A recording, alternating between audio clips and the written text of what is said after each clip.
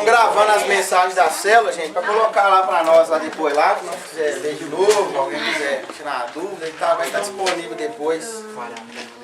Vale a pena ver de novo? Não sei se vale não, mas vocês... Amém? Amém. Lucas 15, 11, todo mundo achou aí? O que rola aqui? Jesus está contando uma história aqui. Não, isso aqui não aconteceu não, ou talvez aconteceu e alguém contou para Jesus quando ele era criança. Talvez os pais dele contaram para ele isso, ou ele ouviu essa história, igual essa história que a gente ouve no bairro, sabe? Isso aqui é uma história. Um homem tinha 2 filhos. Certo dia, o filho mais moço disse ao pai: Pai, quero que o Senhor me dê agora a minha parte da herança. E o pai repartiu os bens entre os 2.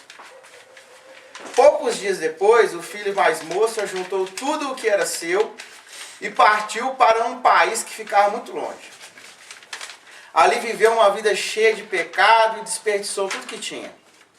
O rapaz já havia gastado tudo quando houve uma grande fome naquele país. E ele começou a passar necessidade. Então procurou um dos moradores daquela terra e pediu ajuda. Este o mandou para sua fazenda a fim de tratar dos porcos. Ali com fome, ele tinha de vontade de comer com que os porcos comiam, mas ninguém lhe dava nada. Caindo em si, ele pensou: quantos trabalhadores do meu pai têm comida de sobra? E eu estou aqui morrendo de fome. Vou voltar para a casa do meu pai e dizer: Pai, pequei contra Deus e contra o Senhor, e não mereço mais ser chamado de filho. Me aceite como um dos seus trabalhadores. Então saiu dali e voltou para a casa do pai. Quando o rapaz ainda estava longe de casa, o pai o avistou e com muita pena do filho correu e o abraçou e o beijou. E o filho disse: Pai, pequei contra Deus e contra o Senhor e não mereço mais ser chamado de filho. Mas o pai ordenou aos empregados: depressa, tragam a melhor roupa e vistam nele. Ponham um anel no dedo dele e sandália nos seus pés. Também tragam e matem um bezerro gordo. Vamos começar a festejar. Porque este meu filho estava morto e viveu de novo. Estava perdido e foi achado. Amém? Amém. Jesus está contando uma história para os seus discípulos, para os seus seguidores. E talvez essa história se pareça com a história de alguém que está aqui hoje. Alguém que um dia esteve na casa do Pai, tinha os benefícios de estar na casa do Pai, e por algum motivo se afastou da casa do Pai. Esse rapaz, ele vivia na casa do Pai, ele sentava na casa do Pai, à mesa do Pai, ele comia, ele tinha intimidade com o Pai, ele tinha segurança de ter o Pai por perto. Mas um dia esse jovem achou que era melhor viver longe do Pai. Talvez ele ouviu a notícia de que naquele país, que a Bíblia não fala o nome que ele foi, talvez ele ouviu alguma notícia que aquele país era festivo, agradável, porque a Bíblia diz que depois esse país passou por uma crise, mas provavelmente antes era um país festivo, cheio de balada, era o Rio de Janeiro ali, daquela época. E esse cara, ele resolve viver a própria vida, longe das regras do Pai, longe da segurança do Pai. E aqui eu quero fazer um parênteses sobre a sua vida. Você pode viver longe do Pai, para fugir das regras do Pai. Mas fugir das regras do Pai, você vai fugir das bênçãos do Pai. É impossível ter as bênçãos do Pai sem viver as regras do Pai. E eu não sou pai ainda não, mas meus meninos, quando morar na minha casa, quem vai apitar lá sou eu. O árbitro da casa sou eu. Quer comer, quer ser cuidado, quer ser protegido, então vai viver as regras do Pai. E o reino de Deus é assim. Deus nos dá segurança, paz no coração, alívio, mas tem algumas listas de coisas que Ele nos pede, que Ele exige que nós façamos, e quando não conseguimos fazer, que pelo menos tentamos. É uma busca diária por tentar conseguir agradar o pai. Você sabe quando o casal está no começo do relacionamento ali, do namoro? Normalmente o cara é todo docinho, né? Cheio de 9 horas. Bom dia. Mozinho, liga na hora do almoço. Comeu, neném? Comeu o quê? Não, comeu ovo. Vou levar um bife pra você mais tarde. É um trenzinho, né? É um doce. É uma conquista. Só que no nosso caso, como noiva do Cordeiro, que a Bíblia diz que nós somos noiva de Cristo, é nós que estamos tentando fazer essa conquista com o noivo. É nós que estamos tentando atrair a presença do noivo para nós, a confiança do noivo para nós, para que o noivo nos veja como uma esposa perfeita. Essa busca não é Deus que tem que me conquistar. Eu tenho pavor quando eu estou na igreja, alguém fala assim, alguém quer aceitar Jesus? Quem é você para aceitar Jesus? Eu quase desmaio lá na igreja. Outro dia o pastor falou isso, eu fiz assim, não, acabou o culto, eu não aguentei. Eu fui lá, o pastor, pelo amor de Deus, quem somos nós para aceitar Jesus? É Jesus que tem que nos aceitar. É Ele que nos chamou. Se Ele chamou, ninguém tem que aceitar, não. Ele está dando assim, ó, eu estou aqui. Vinde a mim todos vós que estáis cansados, oprimidos e sobrecarregados, que eu vos aliviarei. Pronto. Aí tem gente que se coloca na posição de aceitar Jesus. Ah, não sei se eu vou aceitar Jesus hoje não. Ah, não tô afim não. Tô preparado. Hã? Tô preparado. Tô preparado para aceitar Jesus não. Vou fumar mais uns beck primeiro, depois eu aceito. Né? E esse filho, a Bíblia diz que, Jesus contando essa história, que ele chega pro pai, pega a sua parte da herança e vai pro mundão viver. Gente, imagina a vida desse cara. Eu não sei quantos anos que ele tinha não, vamos supor que ele tinha aí uns 20 e poucos anos. Filho de um pai rico, muito rico, fazendeiro rico. O cara mete metade da herança na mão desse menino agora. E esse menino vai para um outro país com um dinheiro no bolso.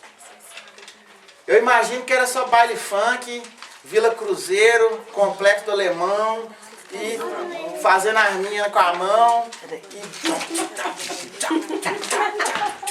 e prostituta do lado, mulherzada, porque estava com dinheiro, e pagando bebida para os amigos, e os amigos chamando ele de, pô, você é foda, porque esse cara é assim, né? Quando você está com dinheiro, pô, você é foda.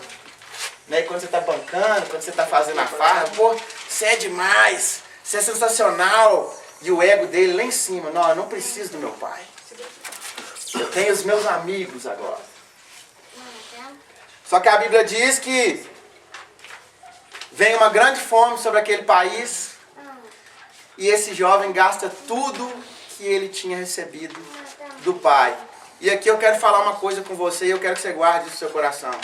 Não importa quanto você tenha, longe do pai, tudo acaba. Não importa o quanto você esteja feliz hoje, longe do pai, essa felicidade vai acabar. Não importa quanto dinheiro você tenha hoje, longe do pai, esse dinheiro vai acabar. Gente, dinheiro é um negócio que é bom, traz segurança. Só que é um negócio que pode ir embora assim, ó, no estalo, sabe?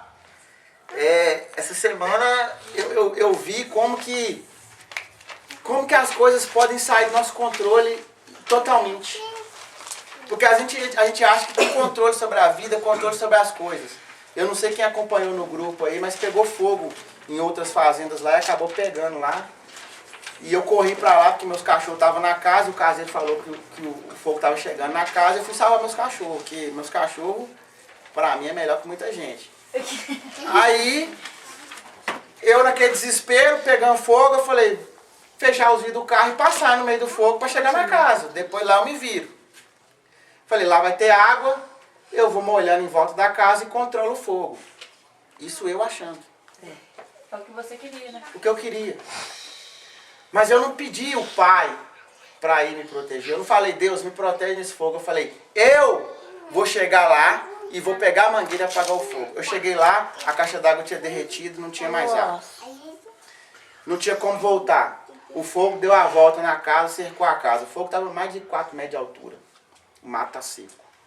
Ficou eu e meus cachorros lá com o resto de água que tinha, eu vesti um moletom, botei o capuz, molhei o moletom, fiquei de moletom molhado, batendo folha de palmeira lá na grama para o fogo não entrar para dentro da casa, meus cachorros dentro do banheiro da sauna desesperados.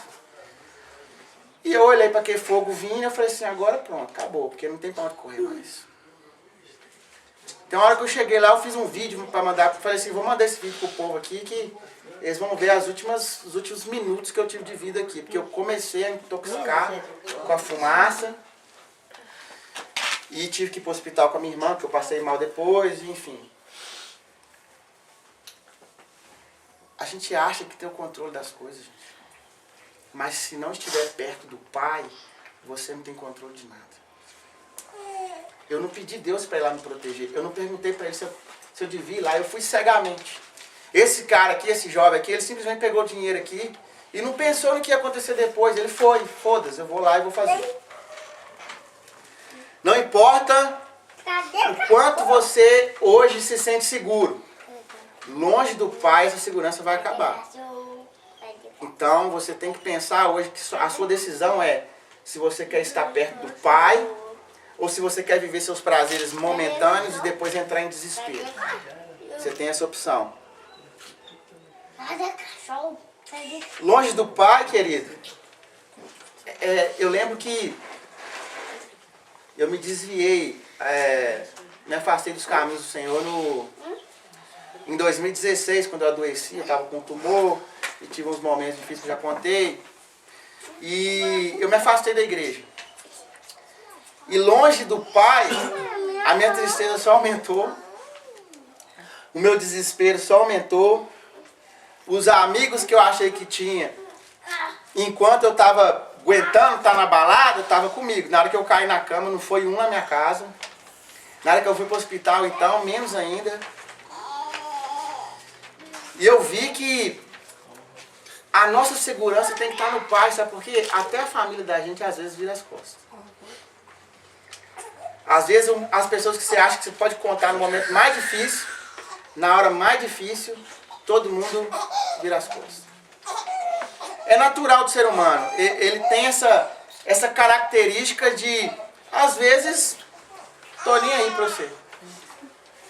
Eu não sei explicar, mas eu sei que algumas pessoas que você confia, o dia que você precisar, elas vão falar assim: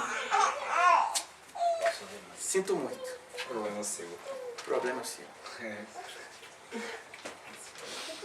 E aí, você deixou a segurança do Pai, que tô aí pra você, pra confiar em alguém que não tô nem aí pra você.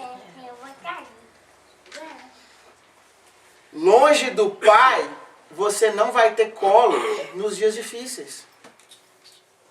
E quando eu falo colo, eu falo um colo a nível espiritual.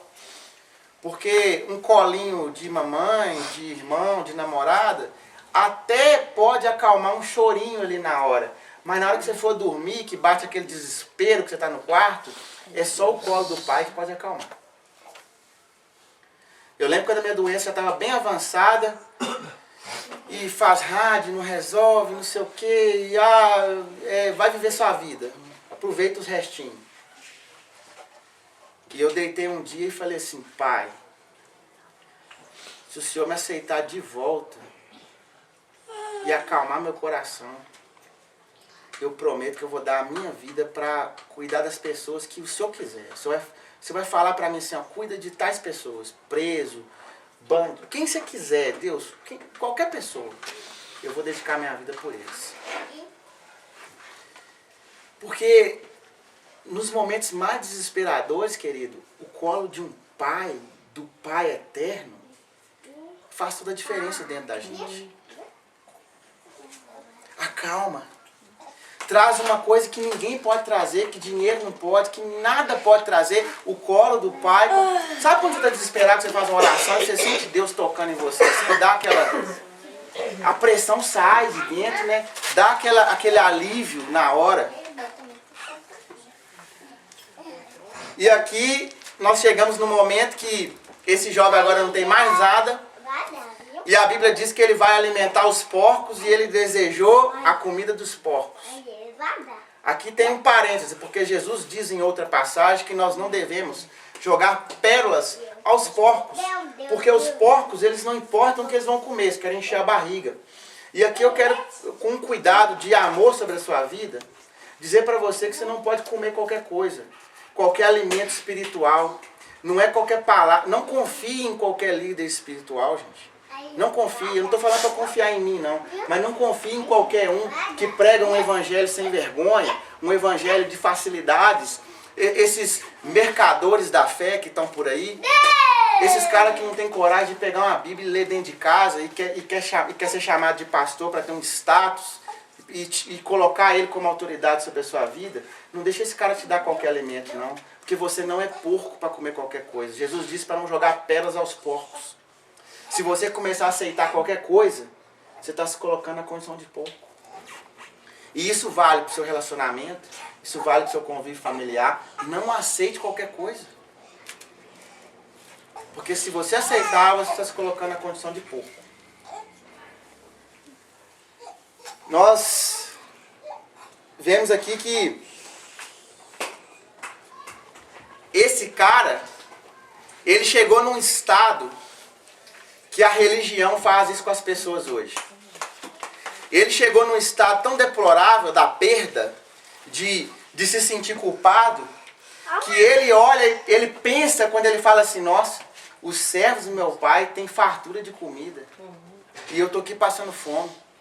Ele começa a querer voltar para casa para ser servo. Ele fala assim, eu vou voltar para casa e vou pedir o meu pai para ser servo dele, porque ser servo dele é muito melhor do que estar aqui onde eu estou. Querido, a religião quer dizer para você que se você errou, se você se afastou de Deus um dia, se você está com algum pecado na sua vida, você não tem direito de ser filho. É isso que a religião quer te dizer. A religião quer dizer que se você é gay, se você é pecador, se você bebe, se você fuma, você não é filho de Deus. Não permita que digam isso a você. Porque uma vez filho, sempre filho. A Bíblia diz, pode acaso uma mãe, Gael está até mamando ali, ó. Pode acaso uma mãe se esquecer de um filho que amamenta? Pode, gente. Osânia vai esquecer do filho que depende dela para mamar, para viver? É impossível. Aí Deus fala assim, ó, ainda que ela se esqueça dele, eu não me esquecerei de ti. Você não pode aceitar que as pessoas coloquem na sua mente que a sua condição é de servo, porque a sua condição é de filho. O servo, ele está disposto a fazer qualquer coisa ali, porque ele não tem outro caminho. O filho não, o filho está lá porque ele é amado. Ele está ali porque ele espera amor, porque ele sabe que vai vir amor. Você não pode esperar menos que isso. Não deixe os religiosos dizer que você não merece ser chamado filho de Deus, porque essa é a intenção deles.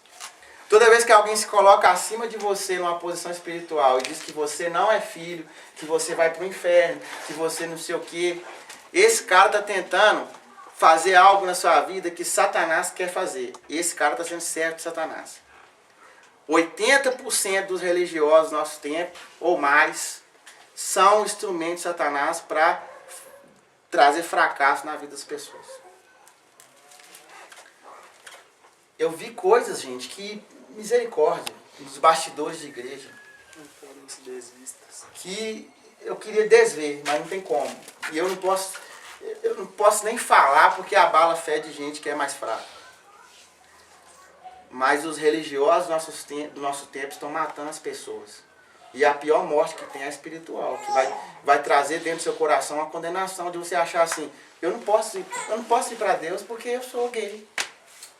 Eu não posso ir para Deus porque eu fumo. Eu não posso ir para Deus porque eu tomo cerveja. Você está entendendo? Eles querem colocar isso na sua mente. Parece que eles têm uma lista de presença do céu na mão. Eles devem ter isso lá, um caderno com lista de presença de quem vai estar no céu. O nome deles não está lá, com certeza. A gente não pode fazer juízo da vida de ninguém, mas Deus me perdoe. Eu espero não encontrar os religiosos lá. Esses que levam pessoas para o inferno, para a morte, para o suicídio. Um menino amigo meu em Sete Lagoas suicidou ano passado, filho de pastor. Aí ele era homossexual, apresentou o namoradinho pro pai, o pai falou, ó, de hoje em diante você não é meu filho mais. E outra coisa, Deus não te ama. Aquilo ali entrou na mente do menino, o menino foi. E em algum momento da vida dele, que eu não sei qual, ele falou assim, pô, se Deus não me ama, meu pai não é meu pai mais, eu vou pôr uma corda no pescoço. Sabe o que aconteceu depois? O pai dele se suicidou 2 dias depois dele. Ele matou o filho dele. A conta veio. A conta veio e veio cara.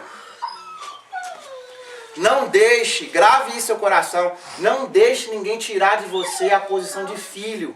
Não deixe ninguém te roubar isso por nada. Ah, mas eu vi você fumando um cigarro, dá licença que eu sou filho. Eu devo satisfação pro meu pai. Ah, eu vi você tomando uma cervejinha, dá licença que eu devo satisfação pro meu pai. Ah, eu vi você de mão dada com seu namorado. Dá licença que eu devo satisfação pro meu pai. É ele quem cuida de mim. É ele que é o provedor da minha vida. Eu tenho que entregar para ele. Eu devo satisfação para ele. Quando ele falar no meu coração e no seu coração que deve haver uma mudança, e ele falará no momento exato, e ele falará com você o que deve ser mudado e o que não deve, é ele que vai falar através da palavra, através de uma música. Deus tem os meios dele. Mas até lá, você continua sendo filho. É só um pai corrigindo o filho, gente. O pai corrige o filho, não é porque ele quer que deixe de ser filho dele, não. É porque ele ama. E aqui, esse jovem agora, ele se coloca na posição de servo e volta para casa. E quando ele chega em casa, ele fala, pai... E o mais lindo, gente, é que o pai estava esperando esse menino voltar. Eu não sei quanto tempo que ele ficou fora, mas se você prestar atenção no texto, o pai avistou ele ainda longe da casa. O pai não estava ali por coincidência. Eu creio que aquele pai sentava todo dia na varanda e ficava assim, meu filho vai voltar. Uma hora meu filho vem. E é assim que Deus fica com a gente. Deus fica olhando pra gente e falando assim, evangélico, eu vou ficar aqui esperando que ele venha. Ele tá lá, ele vai ver que aquilo não é o caminho, ele vai vir pra mim. Ele vai ver que aquelas pessoas não amam ele de verdade e ele vai vir. É assim que Deus está pra gente. E a Bíblia diz que aquele pai avista o filho de longe e vai ao encontro dele. Uau! O pai que havia... O filho esperando ser repreendido, ser recebido como servo, é recebido com um grande sorriso de um pai, de braços abertos. Eu creio que Deus vai abraçar você nessa noite. Amém. E vai acalmar seu coração, vai tirar as dores, vai tirar as mágoas, vai tirar as tristezas, vai tirar as acusações que colocaram sobre a sua vida. Às vezes nós mesmos recebemos essas acusações e começamos a acusar nós mesmos todos os dias. E o pai, olha a situação do filho, o pai manda vestir nele uma roupa e colocar sandálias no pé, estava descalço. Estava até descalço, veio andando descalço, farrapo de roupa. E o pai só se preocupa em, primeira coisa, fazer o quê? Dar um tapa na aparência dele, por quê? Levantar a autoestima dele. Nada melhor que você colocar uma roupinha nova no corpo, né? Quando você compra uma calça jeans assim, aquela calça que você queria, né? Você vai lá e compra e pá! Com a etiqueta Ricardo Sorreio aqui na trás. Pô, se eu tivesse uma calça Ricardo Sorreio, eu ia andar assim, filho. Você comprou aquela roupa, foi lá no Ricardo Sorreio, fez um vestido de casamento. Gente, aquele negócio dá um tapa na autoestima da gente ou não dá? Você é louco? Lógico. Meu cachoeiro. E o pai sabe disso. E o pai sabe dessa necessidade. E aqui eu tenho uma palavra de Deus para você que está na Bíblia mesmo. Não vos preocupais com o que há de comer e de vestir. As aves que não semeiam, não sei mais o que, elas são alimentadas por Deus, imagina você que é filho. Então, para quem está passando um momentinho difícil aí de financeiro, que seja, alguma coisa, fica tranquilo. Que o Pai vai cuidar de tudo. Amém. Amém. E aquele filho agora é recebido com festa. O pai manda matar um bezerro gordo, porque ia ter uma festa com fartura para receber o filho de volta. Só que aqui nós temos um outro ponto da história que eu não li até embaixo para não ficar extenso. Mas a Bíblia diz que o irmão daquele jovem que nunca tinha saído de casa ficou sentido com a festa que foi preparada para o irmão que estava fora e voltou. Como assim? Eu tô aqui o tempo todo, não fizer nada pra Ele falou, pô pai, eu tô aqui, nunca saí de casa, nunca fumei um baseado, nunca peguei puta, nunca fui no Rio de Janeiro dançar funk, e o senhor não fez uma festa pra mim? Eu implico com o Rio de Janeiro, mas é porque eu adorava os bailes lá, gente, só Jesus. Só na Vila Cruzeiro ali, com a arminha na mão. Deus me deu, graças a Deus. E aí, ele se indigna. E aqui eu quero te dizer que muita gente vai ficar indignado de ver você sendo tratado com amor pelo Pai. Amém. Vai acontecer, gente.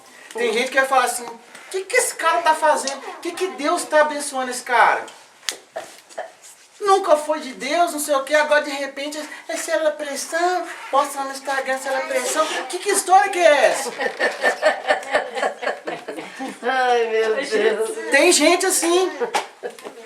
Eu tô aqui na igreja há 200 anos, agora isso é pressão. Jesus te ama, não se sinta só, venha se amar. Que é isso? Vai ter. Vai ter muita gente assim. Mas sabe por quê? Essas pessoas são filhas, mas a religião fez com que elas se sentissem servos. Porque o pai vira para esse filho que está indignado e fala assim, filho, você não entendeu nada. Eu nunca fiz uma festa para você porque isso aqui tudo é seu. Sempre foi seu. Uau! Sempre esteve aqui, faz o que você quiser, é seu, filho. Quer matar um bezerro, mata. Quer matar 50, mata. É seu. Quer fazer uma festa, faz. Você não percebeu. Gente, sabe o que acontece? Tem gente que vive na igreja numa cegueira tão grande, numa religiosidade tão grande, que a vida da pessoa é travada. Aí a pessoa vê você que chegou agora, pá, e colou com Jesus, Jesus colou com você, e a parceria tá forte, pá, e aí Jesus começa a abençoar, e sua carreira começa a deslanchar, e você vai fazer uma faculdade, vai fazer um curso, vai fazer uma pós-graduação, o cara fala assim, caralho, o que esse cara tá arrumando? Não, o que esse cara tá arrumando? Pode ser o diabo. Sabe por quê? Ele não entendeu que ele sempre foi filho. E você chegou agora e já sabe que é filho. Quando meu pai era vivo, eu chegava pro meu pai e falava, pai, dá 50 conto aí. Eu pedi pros meus colegas, a gente ia comprar a pipa era 5 reais. Meus colegas chegaram na casa deles, ô pai, me dá 5 reais. Eu falei, 5 reais? Caralho, vou comprar 10 pipas, filho. Ô pai, me dá 50 conto aí pra comprar uma pipa? Eu falei, não pai, eu vou comprar 10. É meu pai, poxa. Ele é o pai. Você tem que começar a pedir pra Deus, gente, como um pai. Para de pedir pra Deus como se você fosse um servo. Coitadinho. Nós temos que tirar essa posição de coitadinho nosso, porque se nós somos lavados e remidos pelo sangue do Cordeiro, a posição de morte não nos pertence mais. Agora a posição que nos pertence é vida e vida em abundância. Então eu tenho que pedir pro meu pai o melhor. Se ele vai me dar ou não, é outra história. Mas eu tenho que entender que eu sou filho.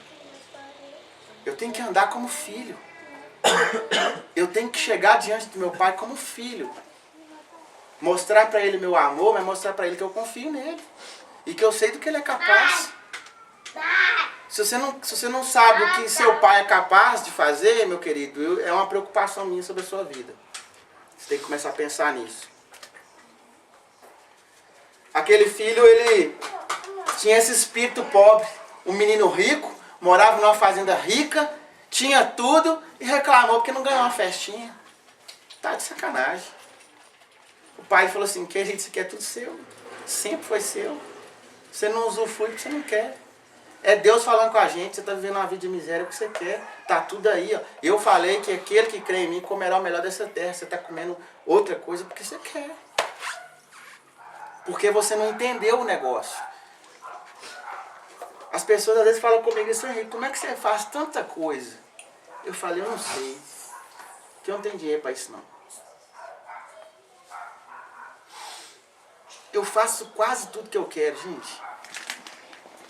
É por Deus. Porque o Pai me dá. Porque Ele sabe que eu não vou ser vaidoso. Então Ele arruma gente para me abençoar quando é necessário. Ele me leva para o lugar que eu quero. E eu como que eu... É o Pai. Porque eu entendi o negócio. Eu entendi que eu sou filho. E não deixo ninguém entrar na minha mente e falar que eu não sou. Quando eu me desviei, quando eu me afastei da igreja, eu lembro que muita... Gente, teve uma época que eu pregava tanto que eu estava morando em Sete Lagoas essa época. E eu pregava muito mesmo. Eu não conseguia atender as igrejas. Deus estava me abençoando e me usando. E tinha igreja grande que me ligava e falava, senhor Henrique, tem como você pregar num congresso aqui dia 20? Eu falava, pô, dia 20 eu tenho uma agenda com a igreja lá e a igreja era menor. Uma igrejinha de 20 pessoas, 30 pessoas. Eu falei, pô, eu tenho uma agenda com os caras lá e não dá. Ah, eu te dou 3 mil de oferta para você cancelar com eles. De graça receber, de graça dar. Eu vou trocar a agenda por causa de uma oferta de 3 mil reais? Eu sou filho dele. Eu não preciso daqueles 3 mil reais. E esses caras que são mercantes da fé, aí depois eu conseguia marcar uma agenda com eles e eu nunca aceitei oferta, graças a Deus, me orgulho disso. Eu ia lá e pregava na igreja deles, aí congresso enchia, que é a confusão toda. E esses caras, depois quando me vi desviado, falaram assim, eu sempre soube que esse cara era assim. Cara que queria me dar dinheiro para pregar na igreja dele, depois falando assim, eu sempre soube que esse cara é desviado. Queria me colocar na condição de servo, mas eu nunca esqueci que eu sou filho. Eu estava fora de casa, longe do pai, mas a minha herança, o meu sangue continuou sendo do pai. Nunca deixei que colocassem na minha mente que eu não sou filho. E isso faz uma diferença na minha vida gigante. Você tem que fazer na sua. Querido, eu passei pelo câncer 2 vezes, 2 tumores assim, ó, pelo pai. Eu falei, eu sei quem é meu pai. Eu sei quem é ele. Eu conheço o meu pai. O filho tem que conhecer o pai na intimidade. Ele tem que saber que ele pode contar com o pai mesmo. Vocês precisam entender isso. E para finalizar, eu quero dizer que não é por merecimento. Você não é filho porque você merece. Você não pode inflar seu coração e se sentir melhor que o outro. Você vai se tornar um religioso. E é essas pessoas que nós estamos combatendo. É contra essas pessoas que eu estou indo lá na parada LGBT, abraçar todo mundo e falar, ó, Jesus te ama e você é igual a mim. Não deixe que ninguém te diga o contrário. Para combater o religioso. Para combater o profano, o maligno. Porque não é por merecimento que eu sou filho, é pela graça. E a graça significa favor imerecido. Eu não mereço, você não merece, mas o Pai te dá. Por quê? Porque Ele é o Pai. O Pai é amor. Aquele livro do padre Marcelo Rossi, Amor Ágape, é lindo. Ele fala do amor de pai para o filho. E a mensagem que eu tenho para a célula Pressão nessa noite é que na casa do Pai, o jugo é suave e o fardo é leve. Aqui na célula Pressão, você vai se sentir na casa do Pai. Aqui não vai haver jugo sobre a sua vida, porque eu não sou melhor que você para te acusar. Eu não estou na posição de dizer que você tem isso, aquilo, outro, sendo que eu sou pecador. Na casa do Pai, o jugo é suave e o fardo é leve.